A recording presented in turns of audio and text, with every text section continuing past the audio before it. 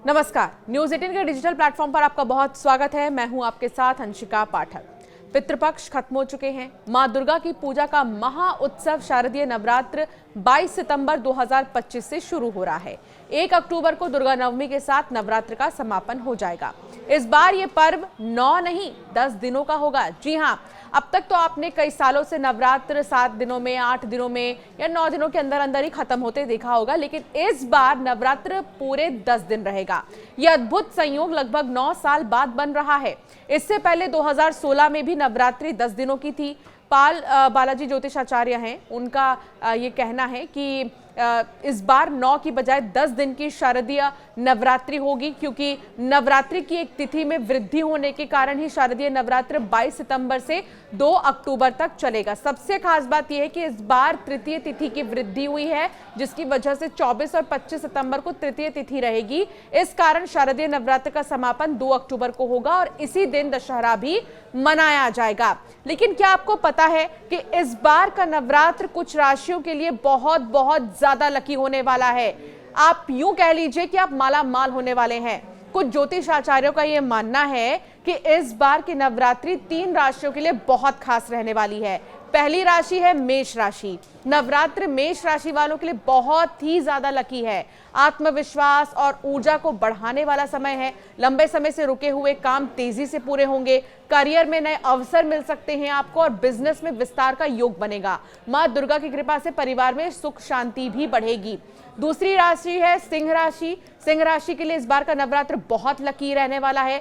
शारदीय नवरात्रि से सिंह राशि वालों का गोल्डन टाइम शुरू हो जाएगा। साथ ही यह समय विशेष रूप से सौभाग्य लेकर आएगा। भूमि, वाहन, संपत्ति से जुड़े मामलों में लाभ संभव है। पारिवारिक रिश्तों में सामंजस्य बढ़ेगा और वैवाहिक जीवन में खुशियां आएंगी और प्रेम संबंध मजबूत होंगे। तीसरी राशि है धनु राशि। नवरात्र धनु राशि वालों के लिए आर्थिक उन्नति का समय है। धन संपत्ति के नए स्रोत बनेंगे और नौकरी पेशा लोगों को प्रमोशन मिल सकता है। विद्यार्थियों के लिए भी ये समय बहुत अच्छा है, सफलता दिलाने वाला रहेगा। स्वास्थ्य में सुधार होगा, मानसिक शांति मिलेगी और रुके हुए काम जो है पूरे हो जाएंगे। वृषभ राशि के लिए भी कहा जा रहा है कि ये जो नवरात्र है बहुत ज्यादा लकी रहने वाला है।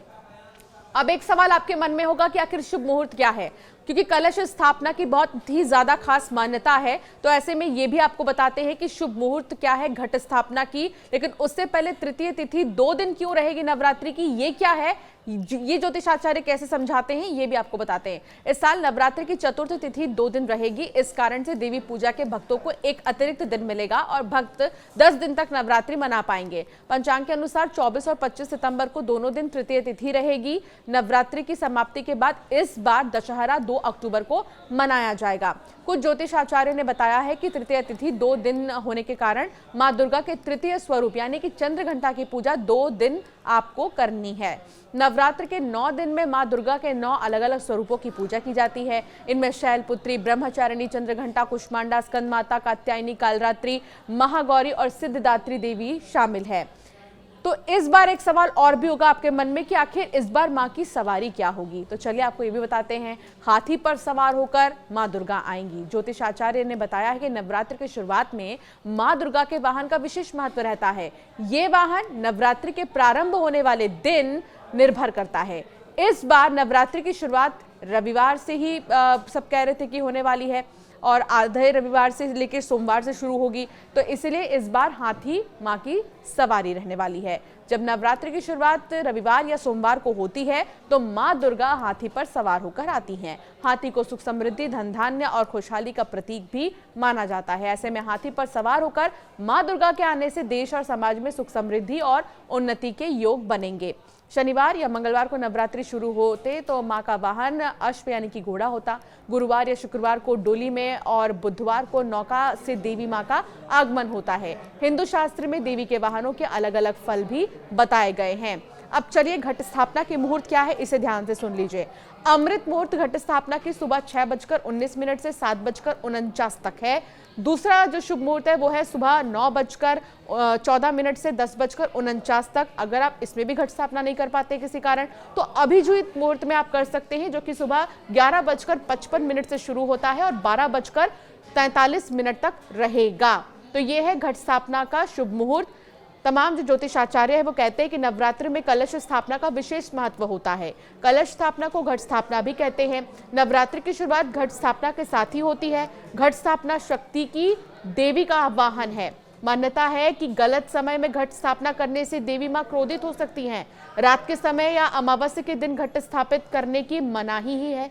घट स्थापना का सबसे शुभ समय प्रतिपदा का 1/3 भाग बीत जाने के बाद होता है, यानी कि कई बार अभिजीत मुहूर्त में भी आप घट स्थापना कर सकते हैं। अगर किसी कारणवश आप उस समय कलश स्थापित न कर पाए तो अभिजीत मुहूर्त में भी स्थापित कर सकते हैं। प्रत्येक दिन का 8वां मुहूर्त अभिजीत मुहूर्त कहलाता है। ये जो है 40 मिनट का होता है। हालांकि इस बार घट स्थापना के लिए अभिजीत मुहूर्त उपलब्ध नहीं है। कलश स्थापना की सामग्रियां क्या क्या हैं ये भी जानना बहुत जरूरी है। तो माँ दुर्गा को लाल रंग बहुत ज्यादा पसंद है, इसीलिए लाल रंग का ही आसन खरीदे। इसके अलावा कलश स्थापना के लिए मिट्टी का पात्र, जौ, मिट्टी, जल से भरा हुआ कलश, मौली, इलायची, लौंग, कपूर, रोली, साबुत सुपारी और चावल, सिक्के, अशोक या फिर आम के पत्ते, नारियल, ये सारी चीजें बहुत ही ज्यादा खास मानी जाती हैं। तो कलश स्थापना कैसे करें इसके लिए भी ज्योतिषाचार्य कहते हैं जो मुहूर्त है उसी दौरान कलश स्थापना करनी चाहिए। और मिट्टी का पात्र अगर आप लेते हैं तो ये बहुत ही ज्यादा अच्छा होगा। उसमें भी आपको जो विधि है उसका पालन करना बहुत ज़्यादा ज़रूरी है। तो इस बार नवरात्रि बहुत ज़्यादा खास है और घट स्थापना अगर आप कर रहे हैं, अगर आप व्रत रख रहे हैं तो ज़रूर इस बात को ध्यान में रखिए कि आपको किन चीज़ों का ध्यान रखना है। यानी कि गलती से भी गलती आप मत करिएगा, क्योंकि माँ अगर क्रोधित हो गई तो माँ की कृपा आप पर नहीं रहेगी।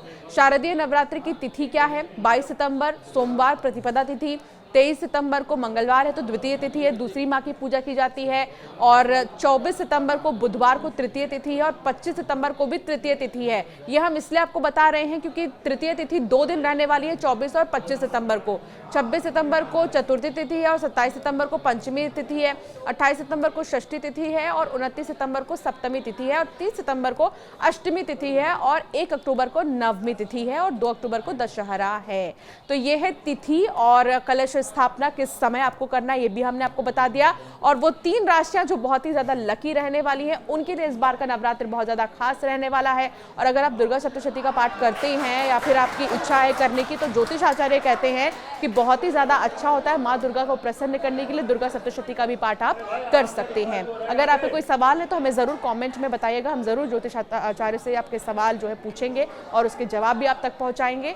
और इस बार आपके नवरात्र कैसे रहने वाली है, क्या आप करेंगे, हमें ज़रूर कमेंट कर बताएं।